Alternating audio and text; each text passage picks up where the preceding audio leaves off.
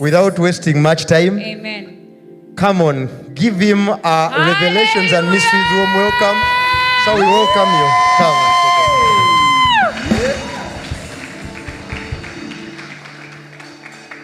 Thank you. Amen. Thank you so much. Amen. It's okay.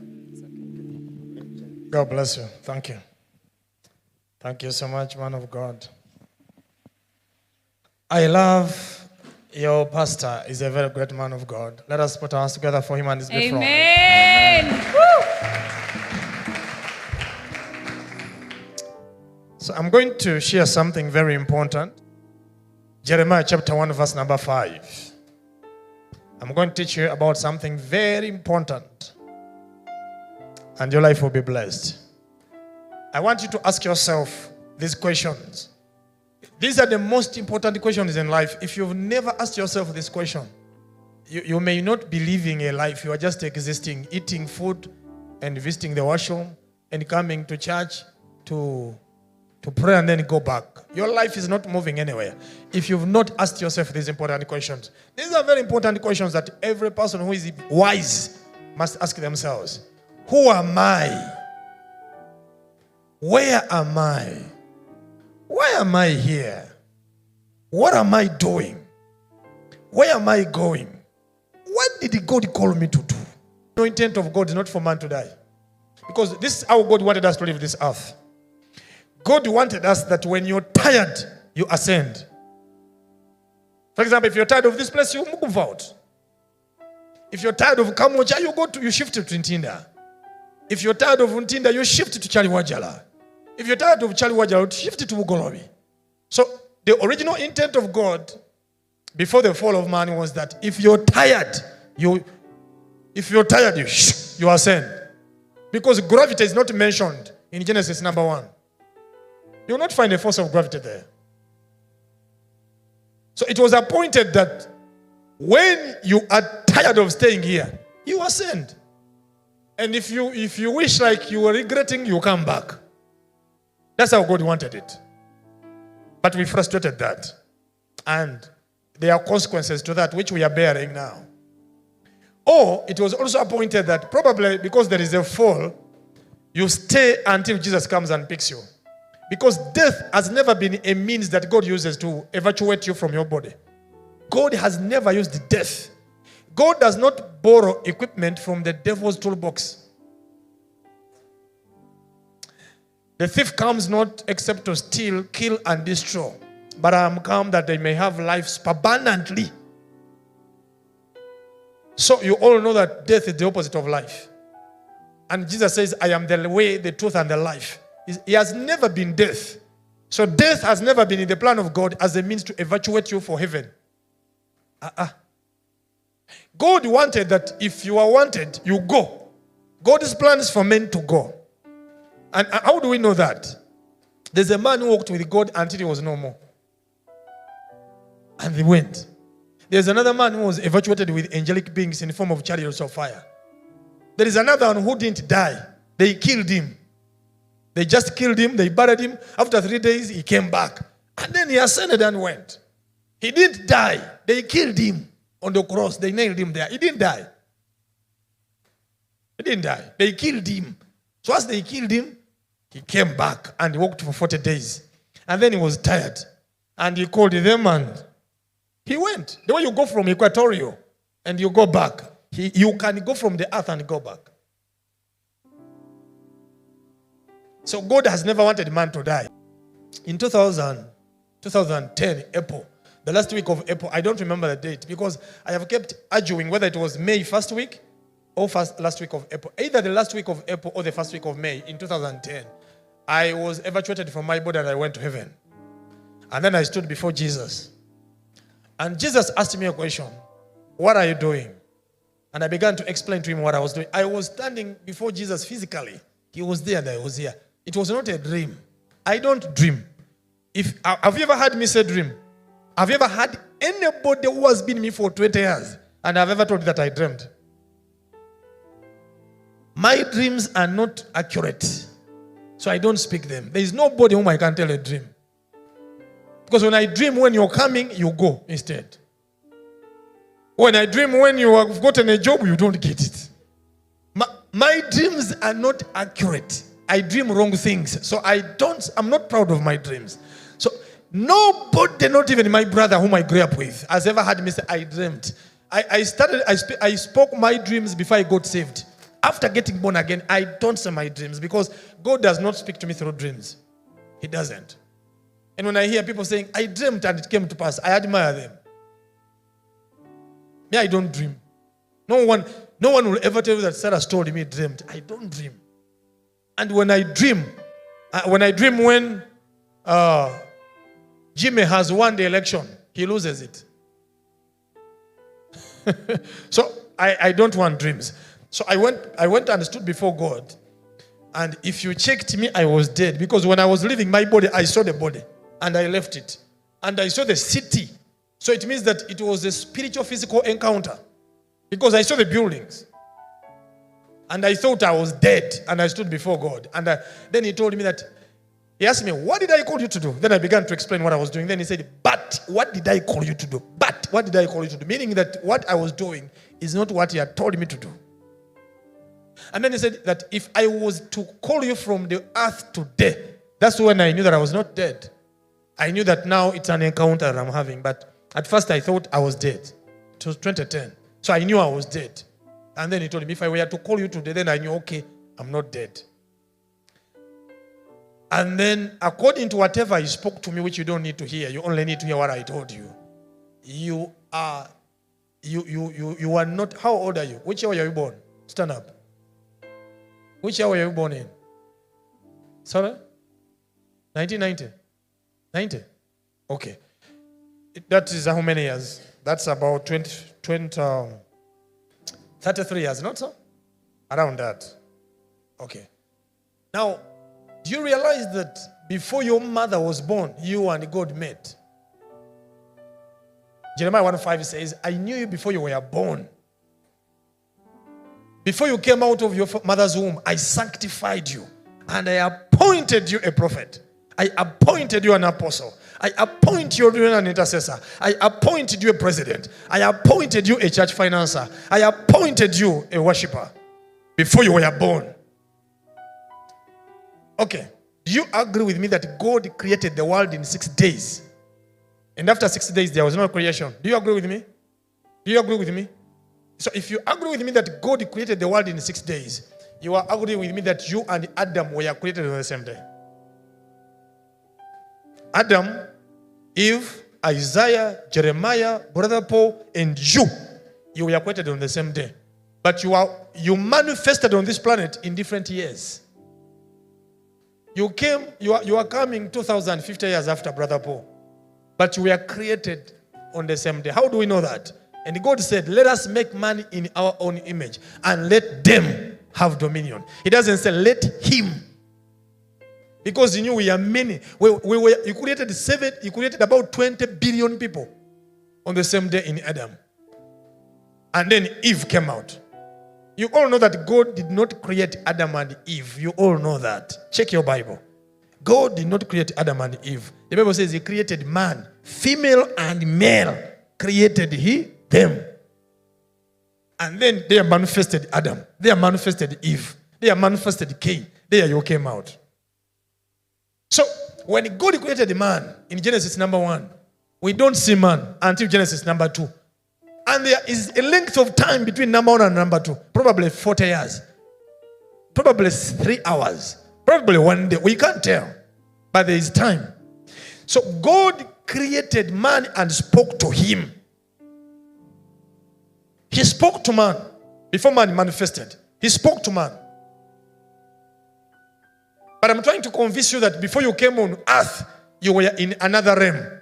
Just as one day when we enter New Jerusalem, the new heaven and the new earth, and then we enter New Jerusalem, I will convince you that there was Apostle Gabriel and you will not accept. I will tell you we are on a certain planet called the earth. You will not accept. You will not accept. But you existed in a dimension called the God realm before even the spiritual realm was created. Because when man was created, he was in the spirit. When he ate the forbidden fruit, he changed dimension to the natural.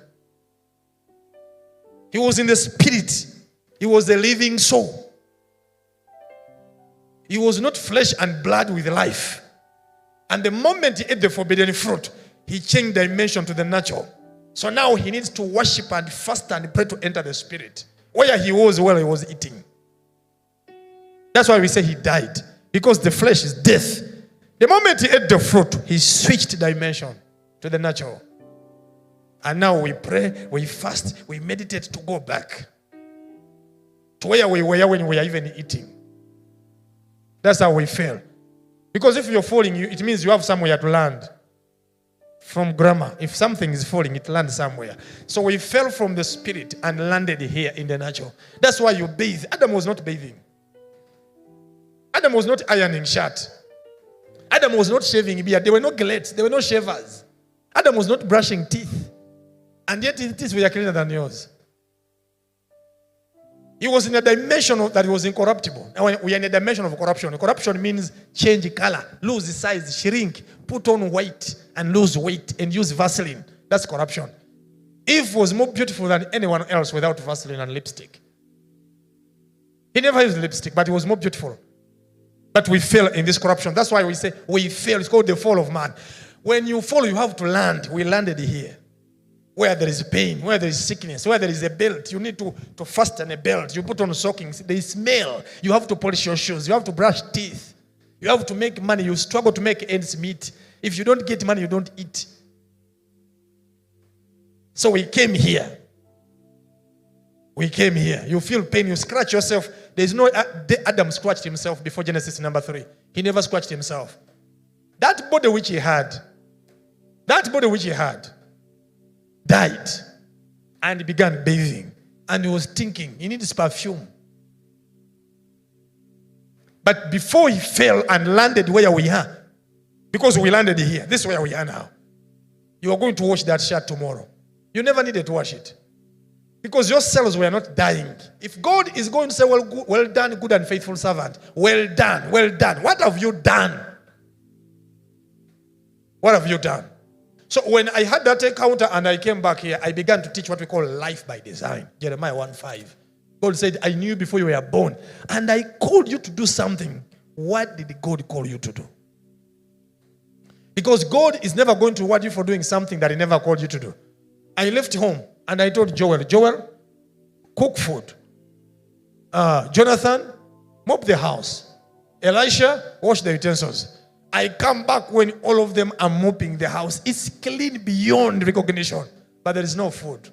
And I've come back with the visitors. I ask Elisha, I told you to cook food. You say, I was helping Joel. Jonathan, I told you to wash the utensils. I was helping Joel. I will bless Joel and I will not bless that of you. Even when you did his part more than himself. So God never called you here to get a wife. I know you came here because you want a husband, but it's never in the plan of God that He created you to get a wife. God never called you to get a husband. And God never called you to produce children. God never called you to get money. God never called you to build houses. Because if God called you to get a wife, Muslims have 4. So it means that they are performing their calling better than you. If God called you to have children, there are many men spreading the bastards everywhere. It means they are fulfilling the ministry better than you. If God called you to make money, then Elon Musk is Archbishop. Because for him he has made enough. If God called you to make buildings, then the owner of this building, who is not even a believer, is a reverend father. So what did God call you to do? He called you to do something eternal. And however much you live for many years and you don't do that thing, you have no reward in heaven. There is a man who lived for a century. Methuselah lived for 969 years. There is nothing that is mentioned about him apart from saying that he lived long. He lived for 969 divided by 3. 969 divided by 33. What do you get? 29. 29.8. Which is 30. So Methuselah lived 30 times more than Jesus. But we keep mentioning Jesus. Some of you never knew Methuselah. God has not called you to live long. You don't need it. He has called you to accomplish divine purpose. Let me speak this seriously without changing my mind. If God came and asked me, can I give you 1,000 years? I pray so much and fast not to live for 1,000 years. I don't need it. I need one thing. To be on my deathbed and I say, honestly, I've run the race. And I've told God that I don't want to exceed 100 years. Long life is not my prayer point. I am someone who doesn't fear death. So what did God call you to do? What does God call you to do? Christianity is not future. Christianity is historic and apostolic and prophetic. Christianity is not future. It is what happened and what the apostles did. That's Christianity. You are not going to invent anything. That's why there is nobody who is preaching anything new on the market. Any preacher preaching a new thing is not preaching the doctrine of Christ. This is something that has already happened. When are you going to get a new thing? You preach, you get the scripture and say Romans chapter 5. We have already read it 1,000 years. Christianity is historic and apostolic and prophetic. You do what the apostles did and what the prophets did and what Jesus said. That's Christianity. So God said, I knew you before you were born. And this is what he did. Look at me. You remember in Genesis chapter 15. Genesis chapter 15, verse number 13 to verse number 16. God was talking. Will go in a strange land, and they will be there as slaves for 400 years. And I'll punish the country which would hold them hostage. And then I'll deliver them from there, and they will come with gold and silver. And then the Israelites were abducted to Egypt. And they were there for 400 years. And then they came out with gold and silver. When these guys were born in Egypt, they didn't know that their life had already been predicted hundreds of years ago. Whatever was happening to them was just a video replaying itself. The life that you're living on this planet is a video. In the eternal plan of God, it was ordained that I would be at Equatorial preaching for a man called Gabriel. And in his eternal plan, it was ordained that there is a man called CYRUS who will preach on 30th of August. In the plan of God, it was ordained that such a number will be in attendance. And here, as the video played itself, and we think it is something new. There is nothing new under the sun. That's why I can come to prophetical and I say, my brother, stand up. In the realm of the spirit, this is what I'm saying. I'm seeing a gentleman by the name Emma. I don't know Emma. That's why me, when I'm prophesying, I don't ask whether it is true. You ask people who see me. Because the Bible says that call unto me and I will answer you. And I will show you great and many things that you do not know. So I'm prophesying what you don't know. So it's only Apostle Gabriel who says, is it true? Me, I don't do those things. Me, I'm saying the name Emma. Emma will come around you. Emma will con you. But I don't, do you know the Emma? I don't ask that. Even if I'm the prophet, I'm not asking you. You can't mark my exam. I was with him last week. We went to minister to someone. And then he looked at a lady and he said, I'm seeing someone who died. Her name started with letter M. And she died. She died early. And that month of early death was transferred on you. And I'm seeing you pass on at around 65 years. But that person was in your life and her name started with letter M, but she died. And the lady said, no, I don't have anyone like that. And then Apostle Gabriel said, you know, we don't know it, but in the future, God will reveal it. Now, that's the danger of it. Me, I don't do that. And then after saying like that, he continued to pray and he said, I'm saying the name Margaret. Then he said, Margaret is the name of my mother. And says, is your mother alive? He said, my mother passed on. Then he said, they told you someone with letter M passed on. What did you say? Then I told him, why do you ask people those questions? Is it true? I can't prophesy what is not true. Cyrus. And then he told her, I'm saying the name Margaret. And I said, that's the name of my mother. Is your mother alive? She passed on. And she passed on early. Then I told him, you see, you were not supposed to ask whether it is true. You were supposed to see this. Me, I don't ask you whether it is true. What I'm saying is true. Me, I hear God more than you. So it's not you to mark me. You don't mark my script. You don't mark my script. I was telling my wife here, there is a president of a certain country who wanted to talk to me. I don't want to mention the name of the country. But this guy met me in Kampala here. And I told him that I am seeing the president of your country send you to preach for him in Nigeria. I'm seeing the president of your country delegating you in a conference in Nigeria. Then he said, man of God, I have never met the president of my country. And I don't like this president. Actually, this president is a bad president. And I can't represent this president. And me, I'm in the opposition. And this is a bad president. Then I said, but I'm seeing the president of your country delegate you to Nigeria. He said, man of God, it can't be. I told him, right. It is me telling you, I don't need to inquire from you whether you met the president. Are you hearing? Then he wrote. So, when he went back to church, his bishop delegated him in a conference in Nigeria.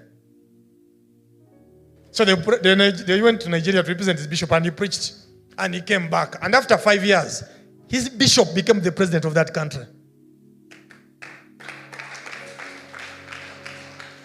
So if I was asking, is it true? He would say, no. It's not true. I tap into the eternal plan of God because he knew before you were born. And he wrote, Psalms chapter 40, verse number 7. Hebrews chapter 10, verse number 7. It's the same scripture. Jesus said, I have come in the volume of the book which is written about me. So there is a book which is written about Cyrus. There is a volume of a book written about you. So I look at you and I check page number 5. On page number 5, I say, I'm saying that from the 5th of September, because on page 5922023 is a page, which is 5th September 2023. Then I said, starting from 5th September 2023, I'm seeing open doors. Because I've checked in the volume of the book, which is page 5922023. So I don't ask you, are you planning to travel? You don't know. It's me who knows. So you have come here for prophecy. It is me to tell you. Again, I'm asking you to confirm. I don't ask you to do that. But I'm not saying confirming is bad. I'm saying it's my style. I stopped that. Because these guys, you don't pray. For us, we pray. So we see what you don't say. And we ask you to confirm. How do you mark a man who prays? So listen. This guy now, the bishop becomes the president. And then he meets the president. And he tells him, there is a man in Kampala whom I met when I went to Uganda. He gave me a prophecy. Bishop, I recorded it. Then he plays the recording for the president. The president said, call that man, I want to talk to him. So I was with my wife and some pastors in a meeting. And the guy calls, I pick. Who is this one? Hey, this is your friend. The president wants to talk to you. I said, tell the president I will talk to him at 11 p.m. I'm in a meeting. I was with my pastor and my pastor was talking to me. So I could not leave my pastor and talk to the president. And then my pastor told me, you have changed my life. You mean you can decline to talk to a president? I said, but you are talking. I have to listen to you. The king looks for the prophet. The prophet doesn't look for the king. So, and then he said, the president will be leaving the state house at about 10 or 10. Talking to you after this time. I said, I am not looking for the opportunity to talk to the president. You gave the president a testimony and he wants to talk to me. I don't need that president. I have a car, I have a wife, I have children, I have shoes. What am I looking for from the president? You understand? You understand that?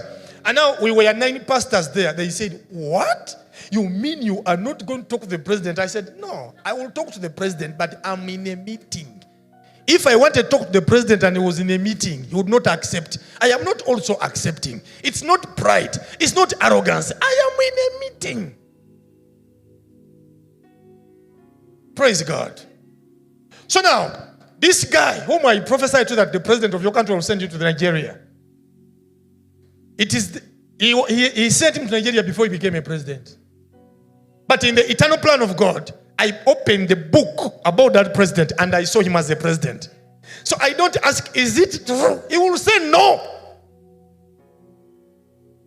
Because he never knew that the president would send him. Apostle, you remember when you asked that woman, do you know anybody with letter M who died in your family? He said no. Then after 10 seconds, he said, I'm saying the name Margaret. My mother. What happened to your mother? She died. Then I told you, you're asking whether it is true. Yeah, I don't know. It's true. Imagine I am a prophet. I have been with God.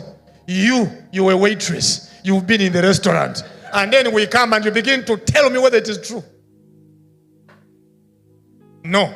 So when I come to you and I begin to prophesy to you, by faith, believe and receive.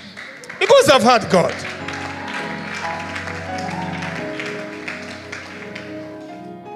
I was here. I remember I was ministering here at the Hotel Equatorio. Here. I was in this very place. Here in the Equatorio Hall. And I told the guys, the elections are coming. President Museveni will win. And he's going to win with 61. It should not be 60. It should not be 62. It will be 61. I am not predicting. Prediction means you are saying something which has not happened. I have checked in the volume of the book and I'm saying 61. It can't change because this life is not new. It is something which has already happened. You can check. In 2016, President Museveni was announced with 61. And people were watching the letters. I said, don't check. What I said is what will be announced. Don't check. So the guy who was recording me on video had to replay it in service. He replayed it for 6 months. I see something like 61. This is the win of the president. I even told them that Amama Mbabas will go to court and then he will withdraw the case. Then they were waiting to see if Amama Mbabas will go to court. Don't wait. It is written in the book. I just went in the book and I checked and I came back and told you. When Jesus cursed the fig tree, you remember? Huh? Jesus cursed the fig tree. He wanted to eat figs. He wanted to church. He came to church. He wanted money for rent, partnership. The partners, sorry. He wanted a fig tree, a fig from a fig tree. And then when he wanted to get a fig from the fig tree never had figs. And the Bible says Jesus cursed it and said, no one will eat from you. When he came back tomorrow, he didn't check. Because he knows that because he said it, it is. But the the disciples checked to see whether the prophecy is true. To confirm whether it is yes or no. It is true, man of God. They told Jesus, what you prophesied has come to pass. Don't tell me, I told you. The challenge we have is that we have prophets who are motivated by money. You give him money, he prophesies. You put on a coat, he prophesies money. Now, me, I have no coat, but I'm rich. For you have a coat, you... Listen, because we get prophecies which are inspired by what we see, we need a confirmation. But imagine you meet Jesus and Jesus tells you, this man will become a president. You don't have to confirm. Jesus can't lie. The reason we give you a microphone to confirm is because we want the rest of the people to be edified. That's why sometimes I also give microphone. But sometimes even the guy holding the microphone gets frustrated when I'm prophesying because I don't give him time. What I say is true. It is you who doesn't know. Call unto me and I will answer you. And I will show you great and mighty things that you do not know. What no eye has seen, what no ear has heard, what no heart has imagined is what God has prepared. So I'm prophesying what God has prepared and I'm asking you, do you know anything like that? Your eye has not seen, your ear has not heard, your heart has not imagined. How can you confirm such a thing? Let me ask you, my brother. 1 Corinthians chapter 2. Eye has not seen, ear has not heard, heart has not imagined. Is what I'm prophesying. Can you confirm whether it is true or not? Automatically you say, man of God, I don't know. Let me ask you. Which man knows the things of a man except his own spirit which is in him? So your own things, your spirit knows. So I can ask you whether it is true. But the Bible says that, but even the things of God, no man knows. Only the Spirit of God knows. So when I begin to prophesy the things of God, you don't have to tell me whether it is true because you don't know. So they give you a prophecy and you don't understand. You say, prophesy, man of God, I receive. Because he knows you don't know. The Bible says that even the things of God, no man knows. 1 Corinthians chapter number 2. Verse number 11. For what man knows the things of a man, save the spirit of man which is in him? What are the things of man? I'm saying Kololo. That's where I stay. Those are your things you know. I'm saying CYRUS. That's my name. I'm saying Elisha. Elisha is my friend. Now I'm at a level of prophesying the things of man. But when I enter this level here, even so the things of God knows no man. When I begin to prophesy the things of God, I tell the man, remove microphone, because they will say it's not true. Because you don't know. Even the things of God, no man knows. But only the prophet knows. So I say, you, stand up. I'm seeing America. Man of God, I have no passport. Nonsense. I didn't prophesy passport. I said America.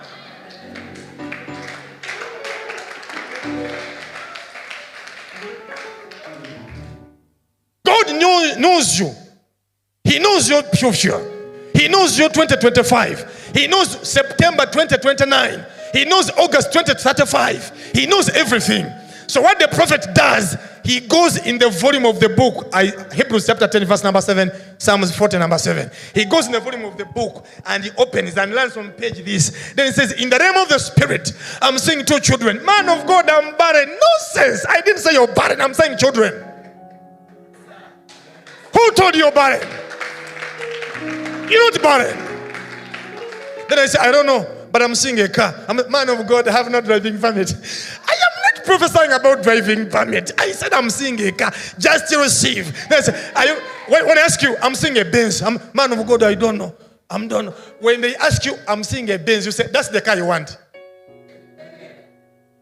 Don't say I have no Benz. Say, that's the car I want. I will understand that you don't have a Benz. When I say I'm seeing a Benz, you say, yes, I have a Benz. Because you have it.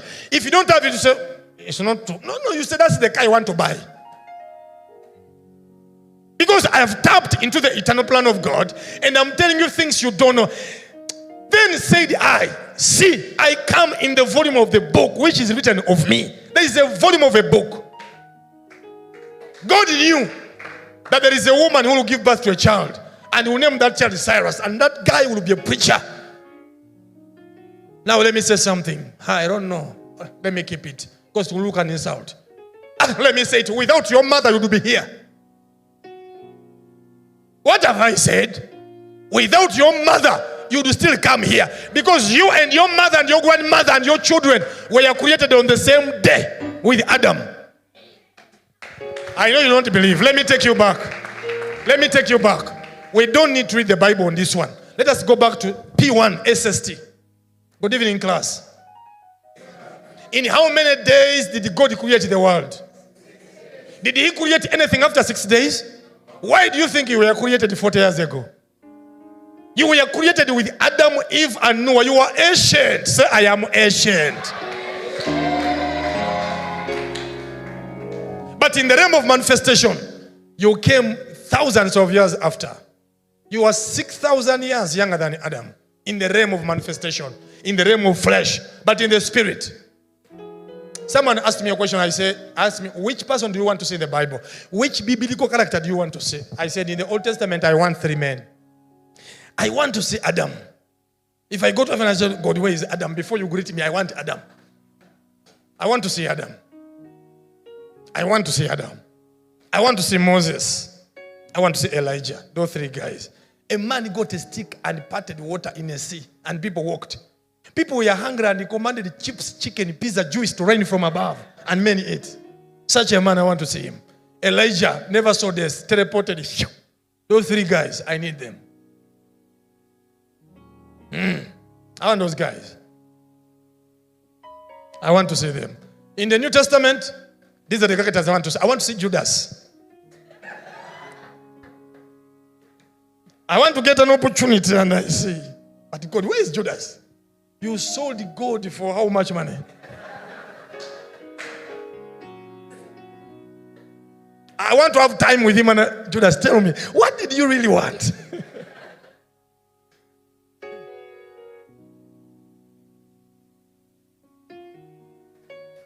Another one that I want to see is Mary, Mother Mary of the Most Holy Rosary. Mary, you give birth to God. Jesus, you carried Jesus. And she's one of the people in heaven who regret and say, I wish I never sent him for water. I wish I never told him to fetch firewood.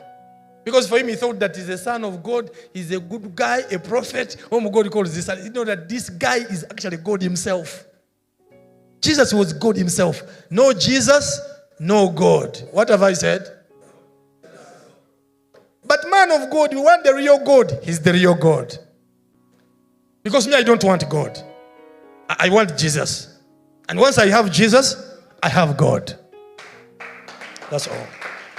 But listen to me. You are not 40 years old. You are 40 years in the realm of time. You are not 30 years old. You are 30 years in the realm of time. You were created in Genesis 1. And everything written about you is documented in a book. And that's where prophets gain access. Some of you encroach on that book at night. And you say, I had a dream. And in that dream, I had gone to Nairobi. But after 2 weeks, I went to Nairobi. You just encroached on the book. And you saw some page and you read. And you come back and say you had a dream. God is not enacting anybody's plan now. The plan of God has already been enacted. I knew you before you were born. And I sketched your life. So what we do when we are worshiping here? The prophet now begins to enter that volume of the book. And says, when I look at you, my brother, I'm seeing land in Gayaza. Then you say, do you have land in Gayaza? No, man of God. I don't know why I'm seeing land.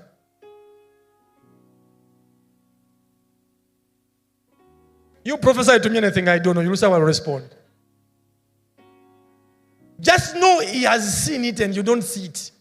You don't know, he's telling you. But the challenge that he has, he also loses confidence in what he's seeing. He will say, okay, I don't know what I'm seeing. I can't say that. I know what I'm seeing. I'm seeing land. That's what I'm seeing. So I can't say I don't know. I'm talking to someone who doesn't know. It's you who doesn't know. That's why sometimes you get a dream. You are sleeping. And you want to struggle to come out of a dream. You even try to call Jesus and you can't shout. You try to remove the blanket and do this and something is tying you like this.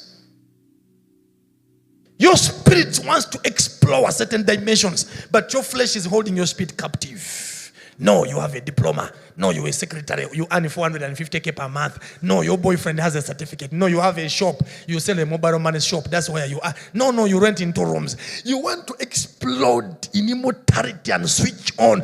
And you say, I even dreamed I wanted to say Jesus, but I could not say it. Have you ever had such a dream? When you want to get out of that prison called your body. When I'm preaching to you and I say, you are rich, then you say, I know. Because now they are going to give me another job. There is a woman who earns 800,000 and she drives a car 40 million. And she's not a prostitute. She's not sleeping with men. That's the problem you have. Once you see a woman coming with a Mercedes-Benz, you say, where did she get the money? Be careful. Me, I would rather serve Jesus in my poverty. Poverty and the devil are sisters and brothers. You don't need to be poor to serve Jesus. You can earn 2 million shillings and you stay in a house of 1 million shillings and drive a vehicle of 30 million shillings and you earn 1 million. It's the realm of God. It's not your realm. Remember Zechariah 4:6. Not by power, not by academic papers, not by paycheck, but by the Spirit of God. If you can explain your source of income, get born again. You need to get money you can't explain.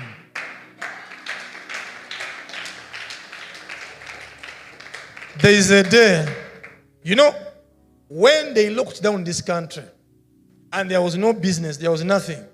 The moment they locked down this country, I got a lot of money. And then my wife asked me and said, but let me ask you a question. Where do you get the money? Then I told her it's a dimension.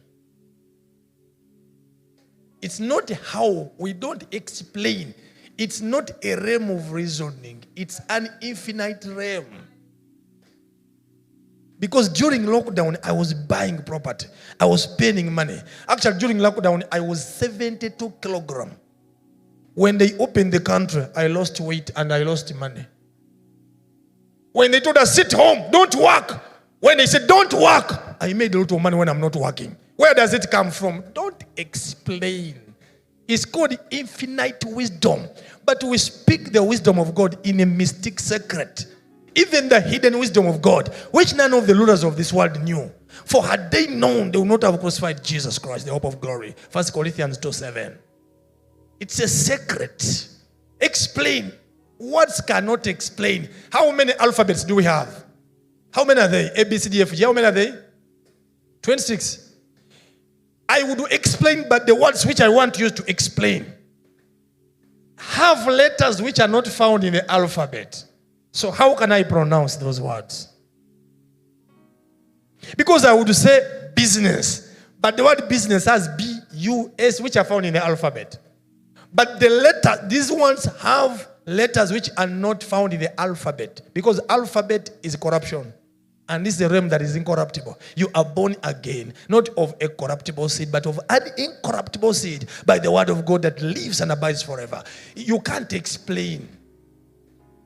Just tell me, when they say that Father, Son, Spirit, the Holy Spirit is God, Jesus is God, the Father is God, but God is one.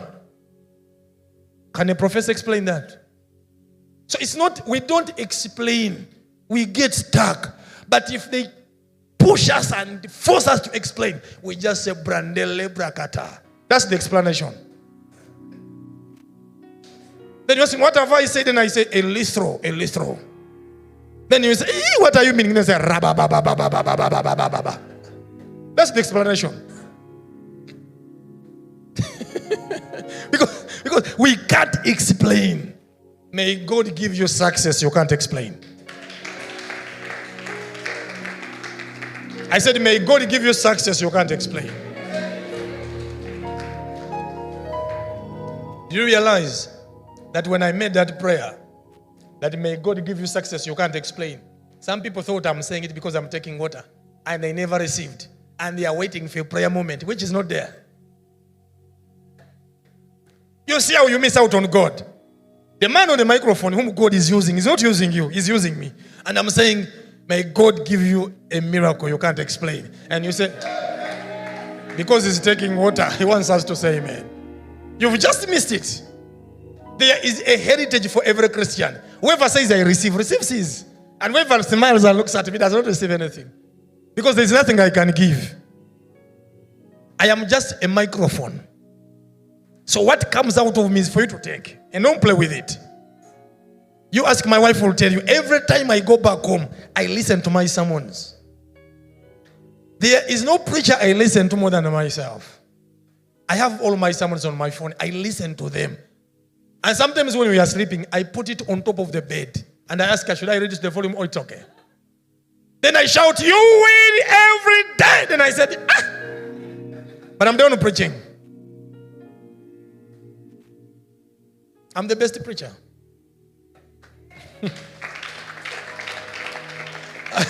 I appreciate myself. So when I say, may God give you a miracle you've not worked for, and you begin yawning. When you begin yawning, when I say that, a car has just passed by. Let me ask you something that you didn't know. God used me to perform more miracles than what I have performed now when I was still broke. Those days when I was not driving. Those days when I had no watch. Those days when I had one pair of shoes. I performed even more miracles than now. And that thing humbles me down. You know why? You may have a pastor you have more money than, and yet it is because of him that you're rich. You didn't know that? I used to go and preach, and after preaching, it is only the pastor who was not parked a car, and that was me. I would preach when I'm the only one without a car. I went to the State House on a border. On a border, and they said, "What's this young man coming to do here?" And I said, "Your boss has called me," and they called. And he told them, "Bring him." And there was a soldier here, a soldier here, but I was on a border. God can hide your miracle in something you despise.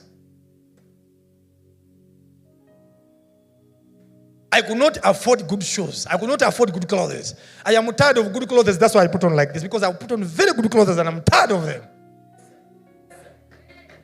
I don't need them. They are not good. You're putting on a tie, you're putting on shoes, you are shining. It's tiring. That's why no one can brag around and says, "I'm putting on good shoes." Let me ask you.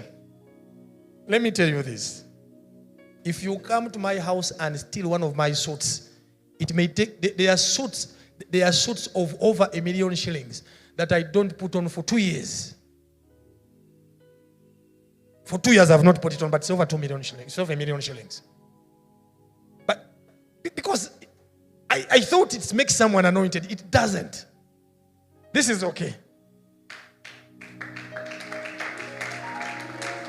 God does not sit in those clothes. He sits in the hearts of men. I saw a chief executive of a company, Bill Gates. He was lining up at KFC to get food. The way Bill Gates was dressed and his protocol, I looked at his boys, the protocol. They were in suit, but the guy was in a t-shirt. I said, "What's wrong with these boys?" They were putting on expensive shoes and the guy was in sandals. He's tired of those things. There was a guy who died in Kampala, he was called Mohanji. He was too rich. He owned buses and arcades. I found him driving a Raum. I can't ride a Raum myself in my pride. The guy was driving a Raum. He had driven Range Rover, he had driven V8. He was tired. God is not in those things. God is in your heart.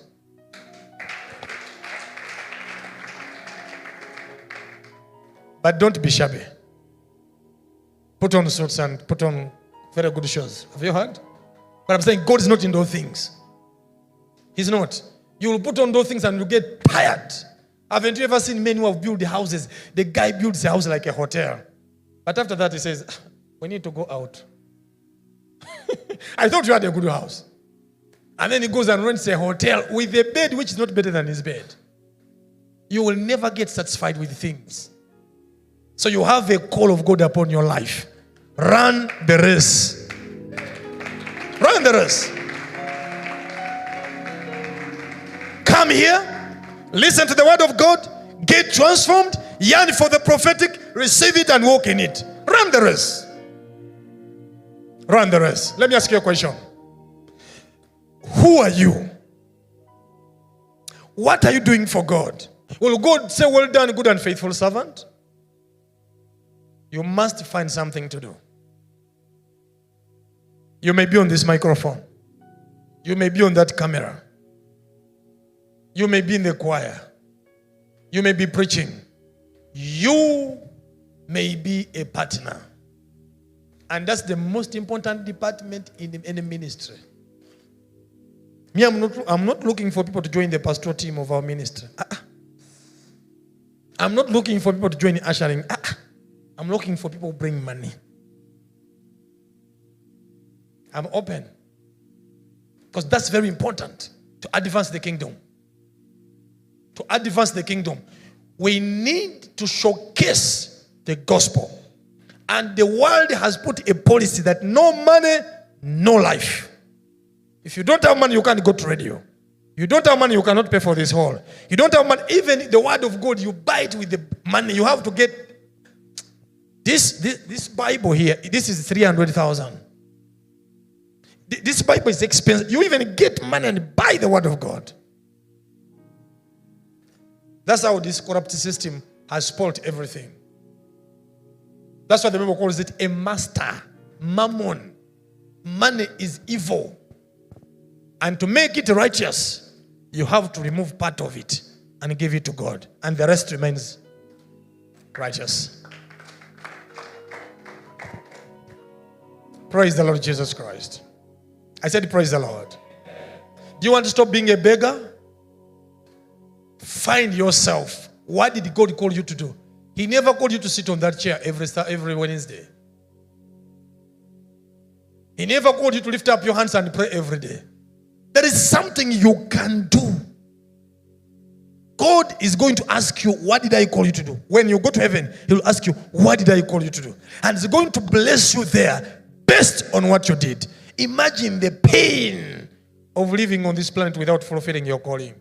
And then you go to heaven and God said, I had called you to do ABC. You never did anything. Imagine that pain.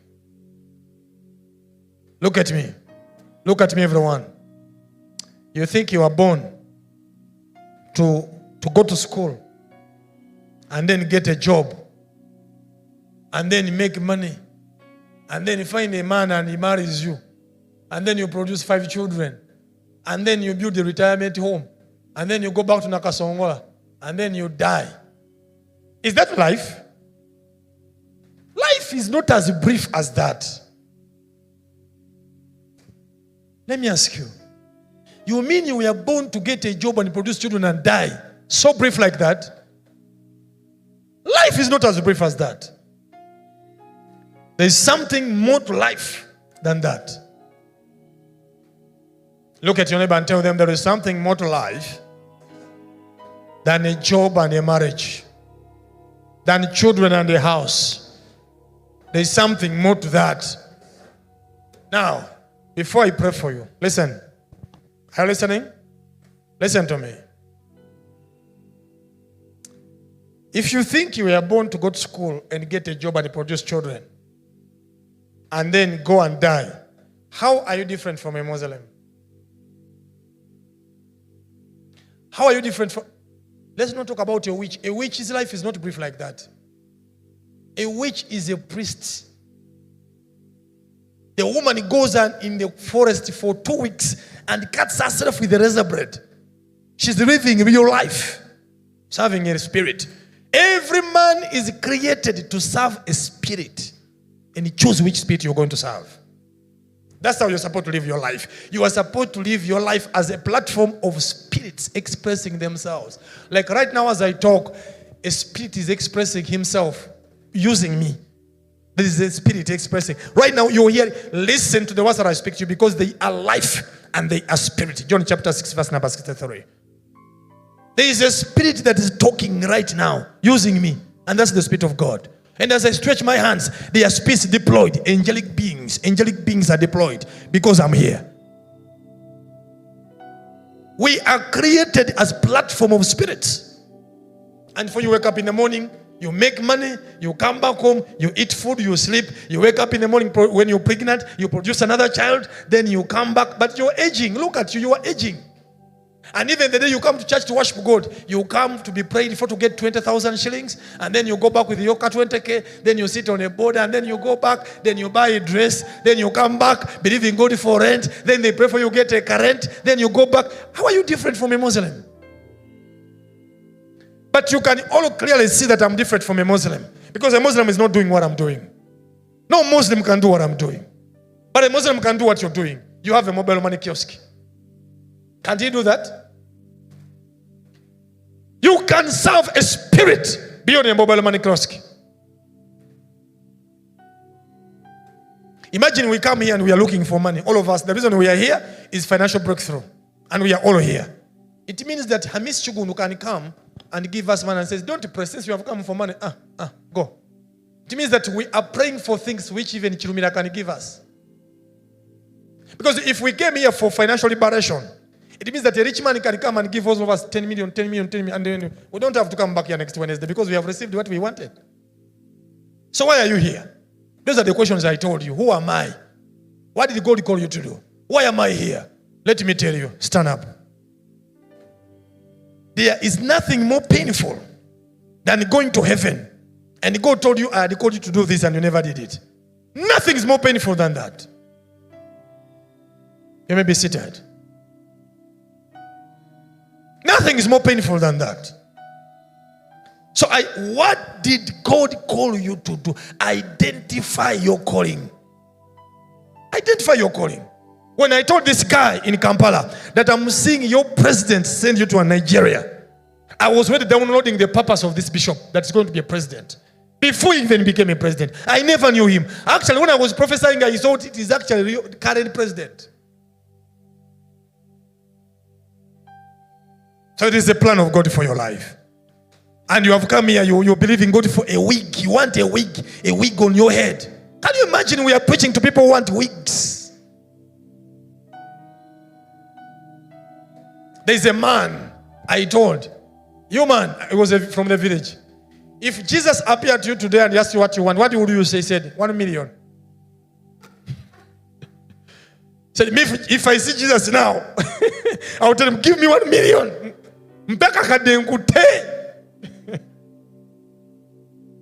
I told that guy, when people ask you, never tell them I'm your pastor because you will have brought me down. I can't pastor fools and slow of heart. Jesus appears to you and he says, what do you want me to do for you? And you say, I want a husband. Just a husband. Just something with a trouser and a shirt is what you're asking for.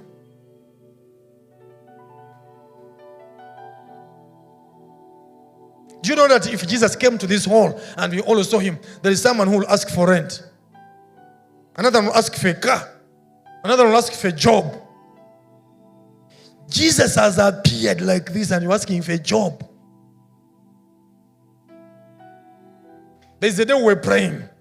We were a group of 10. We were praying and I was asking God to give me nations and cities. Nations. That I arrive in a country where I have never been. And when I'm leaving the airport, I see a billboard with my signpost. I have never been there. But when I arrive and I'm leaving the airport, I see a big signpost with my name. And they say, you're most welcome to this country, man of God. Nations and cities, what I want. So when we made the circus, we were concluding, we said, okay, we are going to agree. Each of us should say what they want. Me, I was prepared to say nations and cities. And the guy said,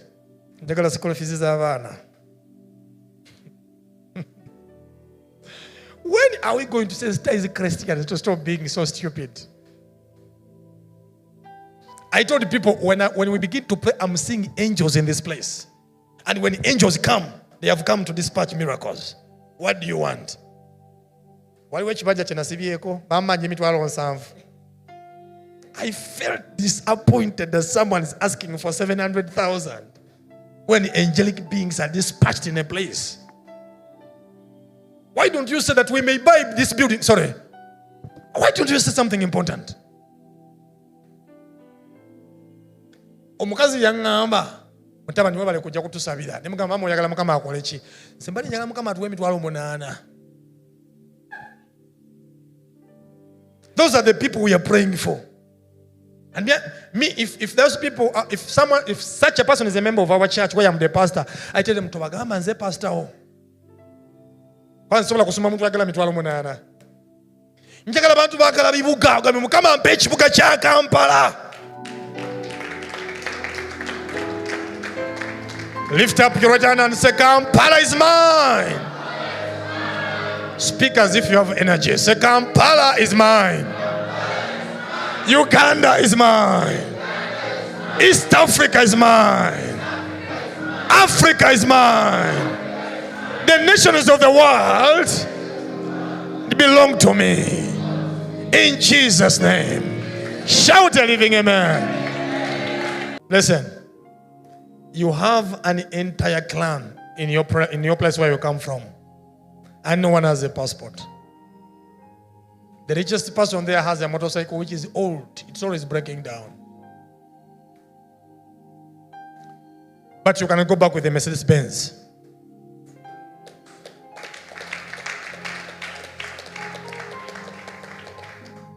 If God opened for your book and you open the pages and you see the plan of God for your life, you'll stop asking for rent. You'll stop asking for 250,000. We are here and someone is ready to pray. And when you ask him, what are you going to pray for? A techno phone. Someone wants to pray for a phone. Here, you are seated in a place where God is and you want to pray for a phone. More of a techno phone. Okay, I tell. And the person is here. That chauvinistic, parochoristic, narrow-minded way of thinking.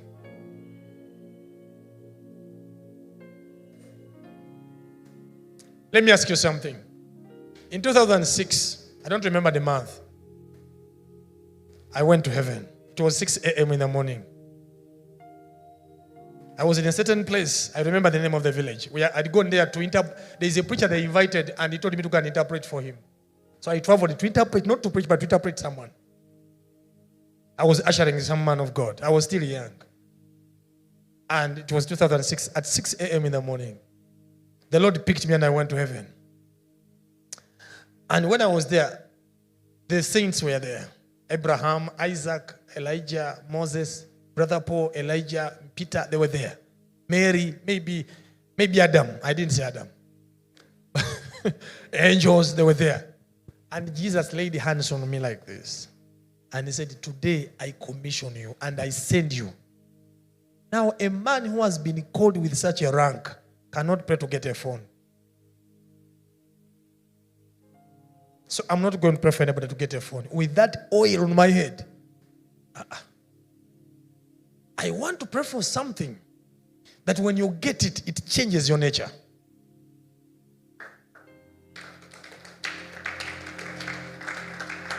A certain woman came to my office. She was stinking and looking funny. She was in her late 40s or early 50s. She collects these empty bottles and she sells them. So she came and she dropped her empty bottles at the office. Our office is so clean. People said, what's she mad or what? So she said, I want to see the man of God. So koverao. Njagala mulaba. Namuwulidde ku Spirit FM ng'abuulira. Njagala mulabako. Bangambye abeera wano. Bamugamba mama ojja kukomawo. Nabagala mugamba sooka ogende weetereze. Alabika bubi. N'asigala ku gate awo ng'ali awo. Kati nali nfuluma ne musanga ngamba mutabanyi mbali njala kubuuzaako. Ngamba mama tewali buzibu. Ne bangamba oyo mukazi owedde abadde awo okupala essaawa ezo. Ne ngamba mama onjagaza. Ngamba mbali njagala kuwa nsigo yange wano. Najjayo essente nga yazisibye wala nnyo nga n'okumulinda azigyeyo naye nga gyazisibye wala. Naye mulinda najjayo 10,000 ezo. Nagamba nindaako nagenda n'asaba ebbaasa n'aziteekamu. Ne mugamba jangu ne nzirayo mu office entuula. Ne mugamba nkikuleese kumpa nsigo nagamba mbadde nkuleetedde ensigo yange eno. Obulira bulungi enjiri. 10,000 ezo naye nga zirabika it was too dirty because of what she does. Ne mugamba mama zimpe n'azimpa. Ne musabira omukisa. Ne ngamba omukyala ali awo ne mugamba abantu bano bwe bajjanga wano tobagaana kundaba ono mukazi omulaba. Mukama naye amwagala. Ne muleka n'agenda. Ne muwe namba yange ey'essimu. Ne mugamba oba okomyeyo nga tebakukkiriza kundaba onkubira. Ne muwe essimu yange. Ne ntola 2,000 ze yampa ne ziteeka mu nsawo. Mukama yebaziwe. So bwe yagenda. Nagenda okucekinga essimu yange. Ne ndabako emitwalo ago. Ne ngamba njaye gasindise. Nadda muna kusimeka mutabani wazirabye ne mugamba eki ngamba kusinikide emitwalo 2 ngamba omukazi ampadde capital yenna. Nanga mutabani okubale wansabira mugamba ampadde omukisa. Ne mugamba mama obeera wa nangamba jabira nga njagala kujja kulaba. Ne nvuge mmotoka yange omukazi ampadde emitwalo ago. Yali alonda bucupa buno nga abutunda nga atambula n'ebiveera nga linga omulalu. Omulalu okumpa emitwalo 2. Njagala mulaba. Ne nvuge mmotoka yange n'engendayo. Ngamba mutabani nkuwulire kati gana amanda gonna golabaganga ine ekibanda ky'amanda ensawo z'amanda. Nagamba ntunda amanda okuva ku makya paka 11:00 bweziwera 11:00 n'ensika chips n'enkoko wano nina bakasitoma bangi ne mpaka emmotoka ne ntula mu mmotoka yange wendi. Nagamba nkuwe enkoko olireko ne mugamba ne ntula wali ne ntula mu mmotoka yange ne ntuli omukazi wendi. Omukazi alina bakasitoma bwe nali ngenda n'atola emitwalo emirala 5 n'agimpa ne mugamba nja zitwala. Omukazi obulamu bwe bwakyuka. naye bw'oleeta omukazi omulala ng'asoloza bucupa ne mubuuza oyagala kyagamba nsabira mukama mpa emitwalo 6 namusabira ekintu ekyakyusa obulamu bwe bwonna. Oyo omukazi buli mwezi ateeka sente ku ssimu yange ezisinga gwe zompa, yali asomba bucupa bye mukama byayagala okukola.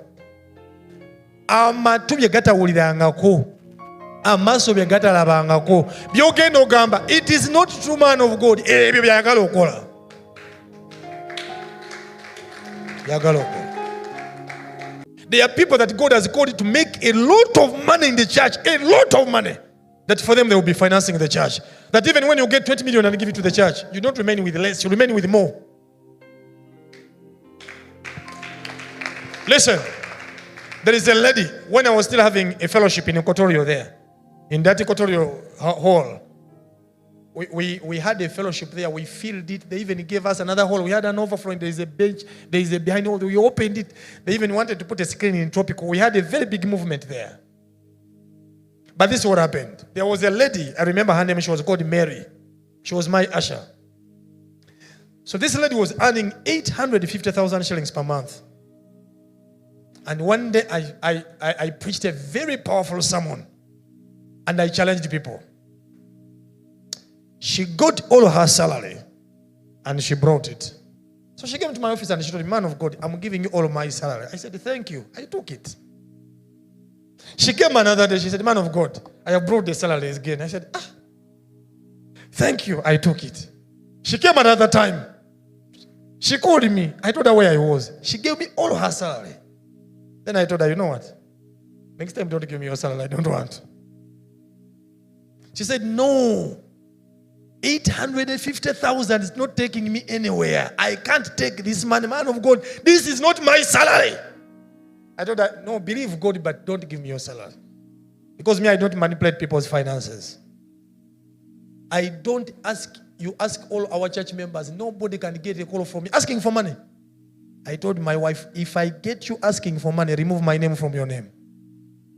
Me, I don't ask for money. I can't call you asking you for money. You are to ask you for money. Who are you? Me, I don't ask for money. And I'm a very clean preacher. I don't manipulate people's money. So I'm very careful with the money. So I told her, don't. I don't want your money. So she called my assistant. I said, take this money to the man of God. That's the 4th month. So Job brought it. Another time she called him. I told Job, I don't want that woman's salary. That is a woman. How is she living without salary? Tell her I'm praying for her. It is done. It is done. It is done. So the last time she gave me a salary, she was at Makerere. So she called me and I told her, you want to give me money? I have money. I said, man of God, why do you make my life difficult? I said, no, I don't need it. And don't send it on my phone. My mobile man has a problem. Then she called Pastor Job and she gave it to him. I said, Job, I said, man of God, if that's what she feels, leave her.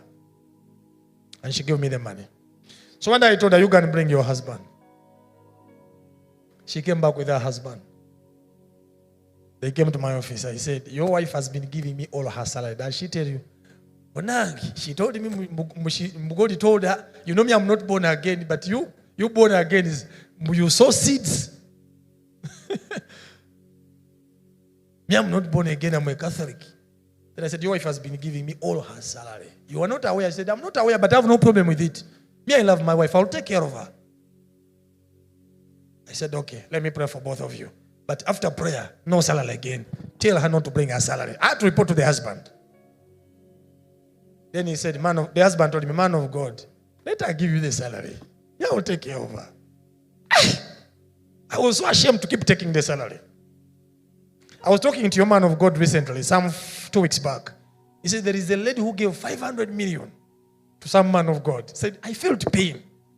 This man of God would have told the lady, what do you want? Get part of the money and bring and remain with someone and put in business. The woman's life got frustrated. And he told me, I felt bad. If someone brings me that money, I tell them, what's your problem?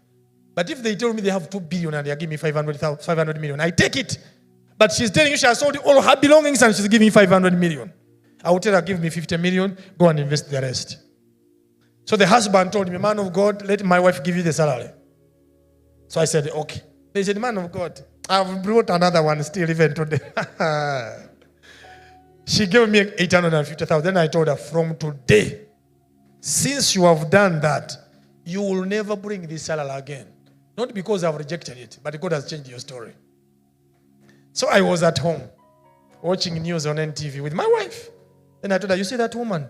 She was with the president. The president was giving out medals, and she was the one holding the medals in Colorado. I said, is that my usher? That's my usher. She was ushering me now. The president has taken, I had to usher him. She was ushering the president Museveni, and she was the one holding the medals. So I said, okay, maybe it was just a small breakthrough. When I saw the president was in a Kasongora, I looked at the protocol of the president. She was in the protocol of the president. I said, this is the woman who was giving me 850,000. Then I got to my phone. Mary, are you the one I'm saying? Said, man of God, you said the story has changed. You've forgotten.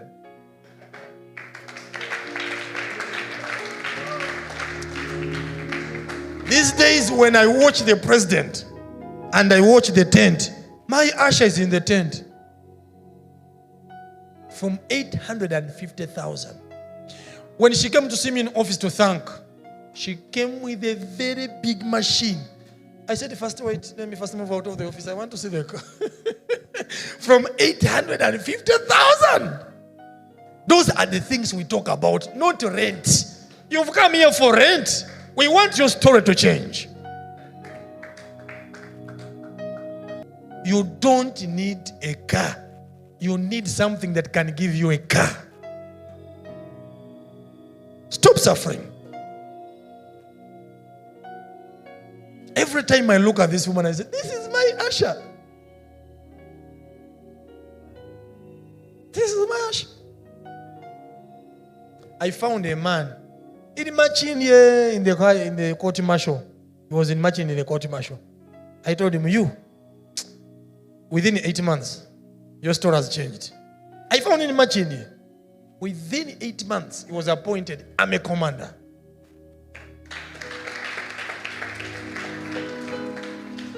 But if they ask you, what do you want? You say a plot of land 50 by 100. Sure.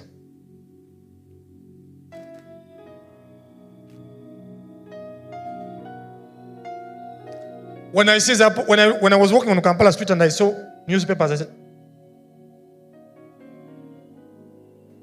I'm a commander. This guy, I found him in Imagine. So God can give you something that can change the entire story. That's why I want to remove your focus from a new TV. Let God give me a new TV. I'm believing God for a new TV. Those are the things they are praying for people in lunch hour. TV screen in chatano. I receive TV. Fetu kusabira ofune TV. Tukusabira ofune simu. Ofune ngato. Nonsense. That is too small. Mukama munsabire nange mukama mpe ku sente nchose enviri. Buli wiki nga nchose enviri. Tukusabira ochose enviri. Yagala kukyusa nviiri. Kyekikulese wano olunaku lwaleero okyuse ku nviiri.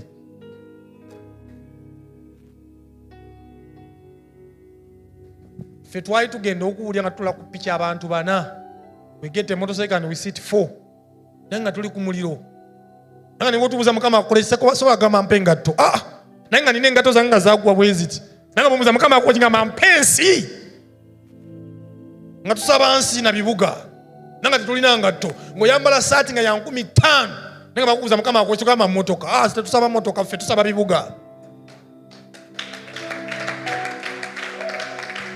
Twali baavu katugenda kuwulya enyi nga tetulina transport weetaaga 5,000 ogenda owulya enyi ne bagamba mukama akola kino ogamba mpe ekibuga kya Kampala. Sisaba transport mukama mpe transport. No, I'm not narrow-minded. There is a lady, she was 43 years old. Are you listening? She was struggling to get married and she was 43 years old. So I met her when I was ministering and I told her something that really touched her life. I told her, God says, quit employment. She said, man of God, did I get you well? I said, leave your job, resign. Then she said, so that I go. I said, God has told me to tell you to quit employment. Then he said, is there a business he wants me to do? I said, no. First quit employment. Once you quit employment, that's obedience. God will do for you something. Just quit employment. I said, but man of God, you need to tell me, is there a job? I said, no, quit the job.